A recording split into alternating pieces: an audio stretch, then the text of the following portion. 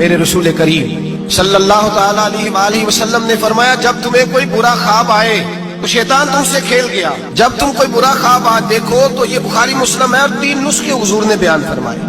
फरमाया तुमने अपनी बाईं जानब मुंह करना है और 3 दफा थूकना है। जरूरी नहीं कि थूक किया है, थू थू ही कर दे। ये नुस्खा बताएं घर जाके, ये नुस्खा आम नहीं, ये मेरे रसूल पाक का बताया हुआ नुस्खा है। और ये वो नुस्खा है कि पहाड़ टूट सकते हैं, दरिया बह सकते हैं, ये बात गलत हो सकती।